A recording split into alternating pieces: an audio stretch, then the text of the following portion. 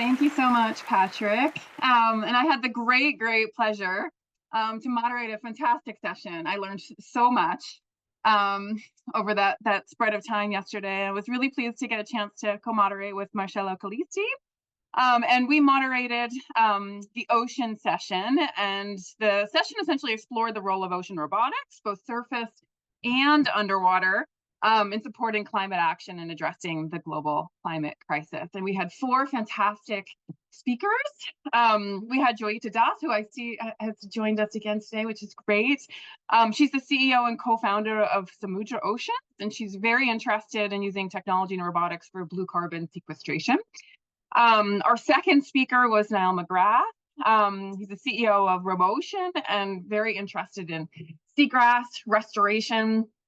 We also had Esther Stramen, who is the co-founder and CEO for a company called Serena, which collects, processes, and visualizes data from water drones, which is a fantastic name for what they're creating. And then lastly, we had Frederick Stoll, who's an engineer at and sort of developing Jellyfish Bot, which is a small robot that collects floating waste and oil in the ocean environment. And he's at IATIS. So we had a great interaction from all 4 of our speakers, giving us a sense of what they've been working on, what kind of climate solutions they've been working on, what kind of impact they've been having, and what kind of challenges have continued to remain as well.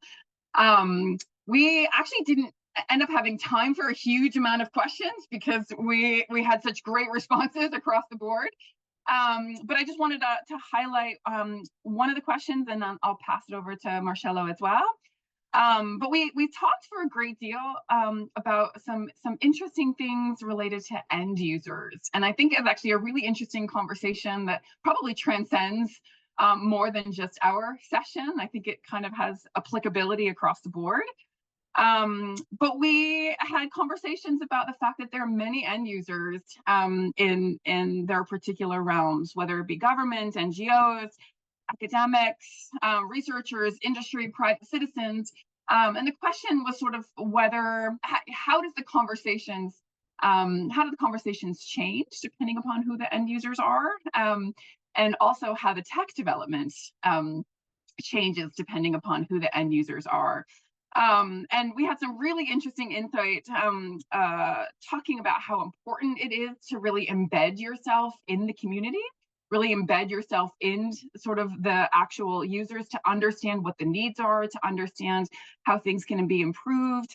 How can those problems be actually removed along the way if there are problems, and really embedding yourself in that sort of end user environment is really, really important. And sometimes it's with the tech hardware itself, but sometimes it's actually dealing with post-processing data. And how can you make that actually easier for data? So we had a lot of insight that developers ended up improving things that they didn't necessarily think that they were going to, or they got really good at particular elements of post data processing that they didn't necessarily anticipate just from sort of embedding themselves in that environment. They often have different stakeholders. You might have financial stakeholders, other users, and sometimes those stakeholders might be at odds with one another. And so trying to figure out how to actually reconcile the needs of different stakeholders, I think, was a really interesting challenge to be talked more about as well. Questions about being agile as possible in this space, and there's sort of constant learning along the way. One of our final remarks was, do robots have to adapt to human habits, or should it be the other way around? I think we probably could have spent an entire day on that question alone. So it was just really, really interesting to get some really broadly applicable insights from these really fantastic developers along the way. So I'm going to pass it to Marcello, and he's going to talk a little bit about some of the other questions that came up as well. Thank you very much, Karen, for the very nice and effective recap. And I will use one of the quote that Patrick took from Joyeta, I think, that was not quoted exactly like Patrick wrote there, because what Joetta said is that sometimes big animals in the sea even swallow your robot. They bite your robot. This was the exact quote. But the point is that this quote goes perfectly into another question that we ask our panel. We all know that the ocean is a very harsh environment, one of the most complex fields where to deploy robots. And so we ask our panelists what were their insights on how it is possible to create more robust robots that can be deployed. We saw also during the morning yesterday, morning, afternoon, evening, depending on the time zone. But we saw at the initial part of the summit that one of the most pressing concerns is how robust our robots are. And then, of course, underwater robotics can give us some insights, because they need to work effectively most of the time, if not all the time. So otherwise you are wasting the robot that then sinks and stays in the bottom of the ocean forever. And what they say that it was, let's say, three main areas that needs to be addressed in this case. The robots has to be as simple as possible. That's something that we saw also in the main session, but this is confirmed. And also the idea is that we are not building a Volvo or a Volkswagen. We are trying to build a Volvo or a Volkswagen, not a Ferrari. Okay, I'm using an Italian metaphor, not another one, just to not hurt some other people. But the idea is that the technology has to work, be simple, possibly robust and redundant, but we don't have to put all the honey in a single pot. So we can have multiple solutions. And then a key element is something that is missing nowadays in robotics, I would say, as an expert on that, I can say that we are not experimenting enough. We are not putting enough of our robot in the field, taking enough data so that we can collect and get insights from how the robots are actually behaving in the real environment. This is something that is absolutely pivotal, is difficult to obtain sometimes. And because of course it's it requires a lot of money, and it requires a lot of effort. And if your robot get damaged, it can be even complex to repair. And this comes another very important point that was highlighted, that the technology has to develop with good maintenance in mind, so that the robot or the technology has to be easy to maintain. It's a little bit putting additional elements in the design, but then that will pay off when you will go in the field, experiment a lot, and interact a lot with the end user of the technologies. That's something that also Karen mentioned about. But sometimes one of our speaker again said we prepare something amazing. What they wanted was just the temperature or just a single data. So something the technology can be effective if it is tailored to the need of the end user, rather than looking for something that can be more complex and less robust. So we have on one side to manage the expectations. We saw a lot of videos in YouTube about robots doing amazing things, and I think that this is not doing a great service to the field, because end user then say, everything is solved, everything is possible. That's absolutely not the reality. Not because people are bad, but simply because robots are complex systems that work in complex environments that are continuously changing, dynamic. So it's absolutely important to manage the expectation, but maybe so in some cases it's even simpler what we need to deliver to make an impact. But we have to talk to the people that are really using the robots. And then the last insight, I think it was also, again, this one very powerful. The idea that we have to think ahead in how it is possible to create a system that can be expanded, that can be reused, can be updated, rather than developing a, let's say, bespoke solution that can work only in one case, and then it's like a consumable. The idea is that we have to try to think ahead. What will happen to the technology? How can I expand that? How I can build some small building blocks that then goes one on top of the other. I think it's a very nice way of thinking, also with a life cycle in mind of the robot itself. And the very last insight that we got from under this perspective that can be fed up on the other fields is the environment is your enemy, but sometimes it's also your friend. So before Johan was speaking very nicely about the Archimedes effect, no? Gravity, so different of density of fluids that allow robot to move.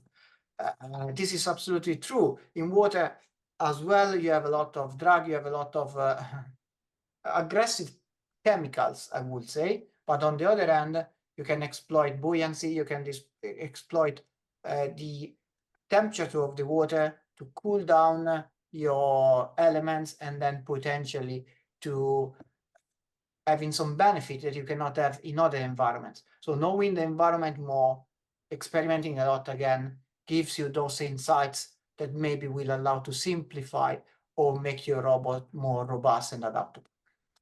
Good.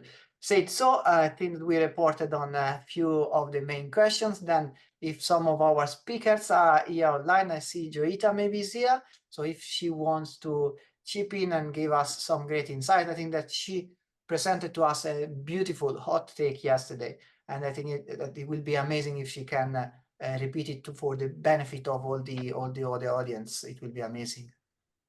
Sure, thanks. It was a great opportunity. So thank you, Patrick. And Karen and Marcello, you both kind of like covered most of everything else. The hot take that I presented was about the rise of private capital in increasing the blue economy. And it's a very chicken and egg problem. We're all seeking it and we want to increase it because that's how we can increase innovation and expand the industry. But at the same time, it means introducing a really high growth, high push, high volume, high production kind of intentional capital, which has kind of quite been responsible in all the other sectors to push it to where it is today. A lot of the consumerism and the overuse that we see on the planet that has led to the crisis has been because of very high intensity, high push private capital, be it early stage VC or something else, similar, angel or whatever. And one of my concerns is we all want more of that in the blue sector, which is the kind of robotics I was talking about, because there's so little of it and we need more risk taking, more expansion. But then at the same time, are we inviting the exact same cause that has led us to the crisis that we are today? Because if we end up doing what we've done with everything else in the ocean, it will be a total disaster. If you look at 5-year exits and the only metrics we're concerned about is like, how many thousands of pieces can I make? And we are not focused on, are we really solving the problem? If you do that in land, we've already screwed up the entire world. But if we do it in the ocean, there's nowhere left to go. That'll be the end of it. You cannot do that in the ocean. It's absolutely non-negotiable that we don't do it. But that is what will end up happening. It's already started to happen. There are endless companies coming up that start out with the intention of solving the problem, but somewhere along the way, with various stakeholders influencing the mission and swallowing and changing the trajectory, they're ending up in an extremely high growth perspective where the outcome is no longer tied to the actual problem, but to the very isolated, single, divorced metrics of finance, which may or may not have anything to do with the actual problem. This deviation and scope creep happens over time, and you end up being with like just a market-focused company. How do I exit? What makes sense? Like more of the social, psychological, financial construct, and not the existential problem that you started out by solving. So moves from science into pure economics as stakeholders increase and more dilution happens and capital changes. Now, on one hand, we do want to increase that capital because if we don't have that, we can't have more disruptive companies coming up, etc. On the other hand, history teaches us what does that do to an entire sector time and again. So it's a very worrying problem. I don't see a solution to it unless I see sovereign governments or grants or some kind of a parallel asset class developing that doesn't look like it, but funds the blue economy. But if that doesn't happen in time, as it doesn't seem to be, then we'll have to do what we do, make good with what we have. And my fear is it's going to look exactly like everything else. Adam's hand seems to be very powerful. It moves the economy everywhere. So it's going to move it for the blue economy as well. And OECD says that the blue economy is 1.5 trillion, which is where Blue Ocean Robotics is playing. And it's going to be 3 trillion by 2030. So it's going to double. So all that capital isn't going to come from public capital and the great commons. It's going to come from private. And so that means 50 to 70% of the world's global stakeholder of this economy will be high growth, high exit, high input capital. I mean, that's definitely going to change the nature of the game in the ocean, and that's very worrying. I don't know the solution to it. I just hope that there is another asset class that develops and a lot more government grants, competitions, a lot more subsidies, a lot more university programs with actual funding to create and solve these problems and projects than any other sector. Because if we do with the ocean what we did with the land, I don't think we'll have to wait for Elon Musk to commercialize Mars. We'll literally have to leave much sooner than that. So, yeah. Giulietta, thank you very much. It was very insightful as always. So I don't think that we have other panelists around, Karen. Is that correct? I don't see them. The others, I think Giulietta might have been the only speaker from yesterday, but yeah, fantastic thoughts yesterday and also today. Thank you so much, Giulietta. It's really, really interesting and really helpful to think about how the future will manifest. And so, yeah, those consultative thoughts are really, really important along the way.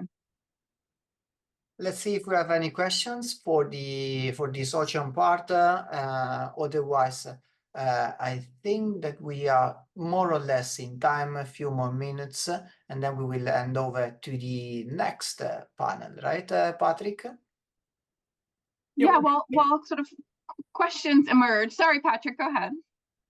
No, this is exactly what yeah, you're right on.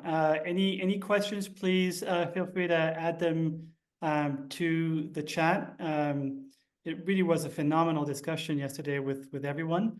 Thank you, Giulietta, for joining again. And since we do have a few more minutes and I'm not seeing any questions just yet, there was another great point you made, Giulietta, and maybe again back to you since you are here, that there are end users who use the technology, but they're not necessarily going to be the end users who pay for the technology.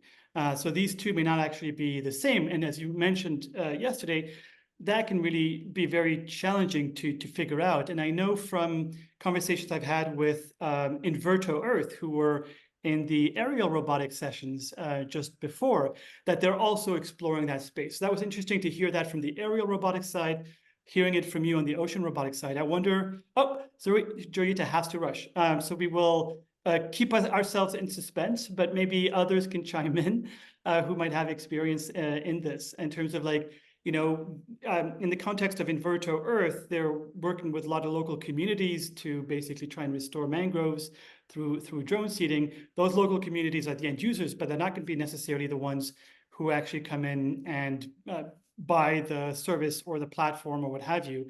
It'll be potentially some sponsors and international companies who want to basically have an impact in terms of reducing their carbon emissions and so on. I don't know if anybody wants to speak to that. I know it's quite niche, but I'll just open it up. We do have a few more minutes.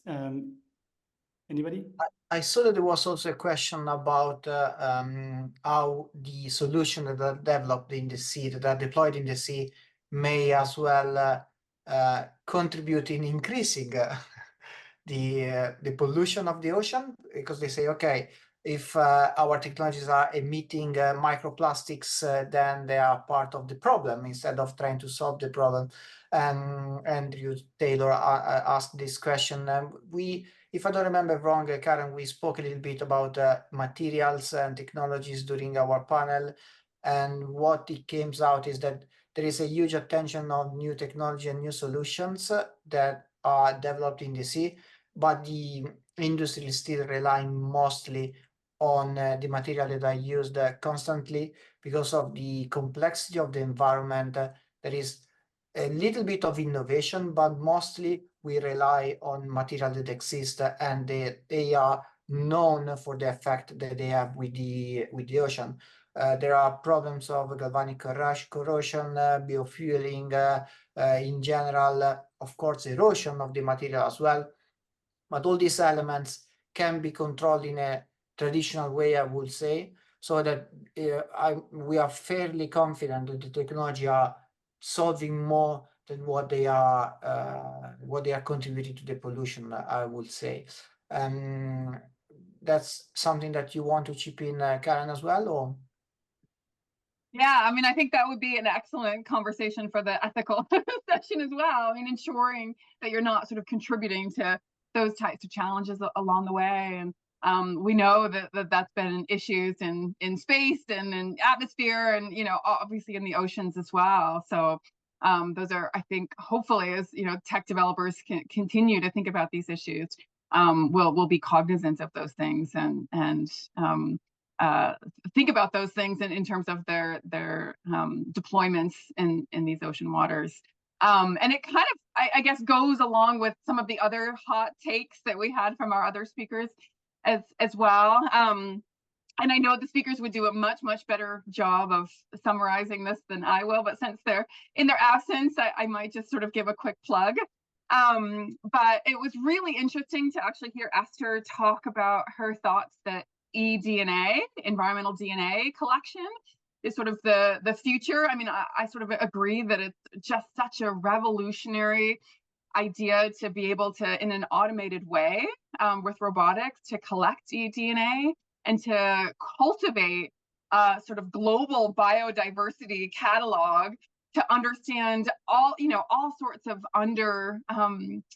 sort of understudied environments along the way. And in particular, I study environments, marine ecosystems in the Arctic, and we know very little about those types of ecosystems, and they are also constantly changing. So thinking about, you know, northward migrating species because of climate warming impacts, because of seawater warming. The other sort of really big issue that's emerging in the Arctic as well is the emergence of harmful algal bloom species.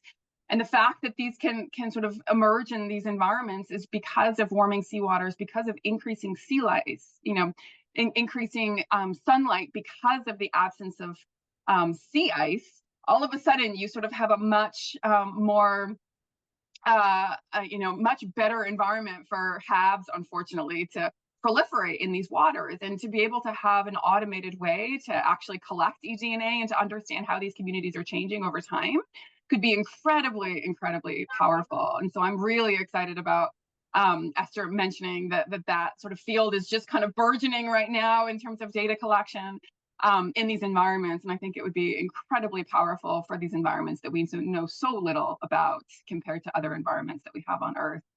And I guess the other sort of just quick takeaways as well were very profound in terms of, you know, wishing that, you know, the tech developers didn't have to develop sort of technologies for removing marine pollution and litter, and wishing that these issues weren't actually issues in our world today, and thinking about the fact that we have to reconnect with nature and, you know, think a little bit about sort of how our Earth is changing in these sort of really impactful warming climates. So those were sort of some of the takeaways from Esther and Niall and Frederick as well. So certainly lots of important thoughts to take away and think about as we are tackling these challenging times with the climate crisis.